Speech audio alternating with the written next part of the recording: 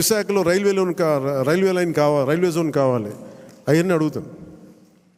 అలాగే మనకి ఒక 20 లక్షల మందికి ఉద్యోగాలు రావాలని మన కూటమి ప్రభుత్వం అనుకుంటే దానికి తగ్గట్టుగా సర్వీస్ సెక్టర్ని ఎంత డెవలప్ చేయొచ్చు ఇలాంటివన్నీ అడుగుతాను. పదవి అనేది మనకి బాధ్యత అవ్వాలి, కానీ అది ఒక ఫ్యాషన్ స్టేట్మెంట్, ఒక అలంకారం అవ్వకూడదు.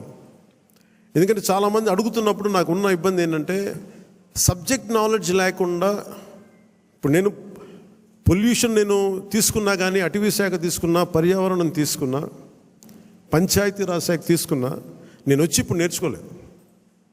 నేను కనిపించడం మీకు పొలిటికల్గా న్యూస్ లేదంటే ఒక నాయకుడిగా కనిపించవచ్చు, కానీ పబ్లిక్ పాలసీని చాలా లోతుగా అధ్యయనం చేసి వచ్చినవాడిని నేను లాస్ట్ 20 yearsలో. ఖాళీగా ఏం లేను నేను.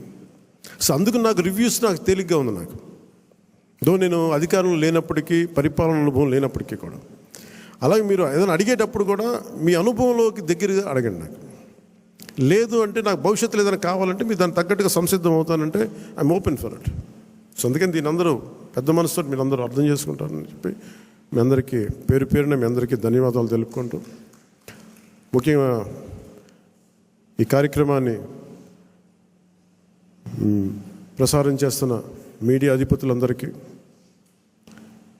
ముఖ్యంగా మేము 21 మంది మేము గెలవగలిగాం. జనసేన 5.5 కోట్ల మంది ప్రజలకి అండగా నిలబడింది, కూటమి విజయానికి వెన్నుదన్నులా నిలబడింది. అంటే మేము చేసిన ప్రతి కష్టాన్ని మీడియా అధిపతులు కానీ, సీనియర్ పాత్రికేయులు కానీ, ప్రతి యూట్యూబర్ కానీ మీదైనా యుద్ధం చేశారు. అది మేము మర్చిపోలేదు. సో మీకు మనస్ఫూర్తిగా నా హృదయపూర్వక ధన్యవాదాలు. ఇక్కడ మా దగ్గర ఛానల్ లేవు. మా దగ్గర నన్ను అందరూ అడిగేవాళ్ళు, ఛానల్ లేదు ఏం చేద్దామంటే, ప్రతి గొంతు మనకి ఛానల్ అవుతుంది, ప్రతి ఫేస్బుక్ మనకి ఛానల్ అవుతుంది, ప్రతి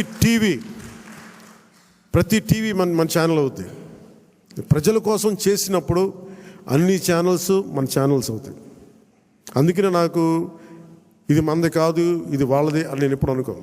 ఇన్క్లూడింగ్ గత ప్రభుత్వం వాళ్ళ ముఖ్యమంత్రిగా చేసిన ఆయన ఛానల్ కూడా నేను మనస్ఫూర్తిగా గౌరవిస్తాను.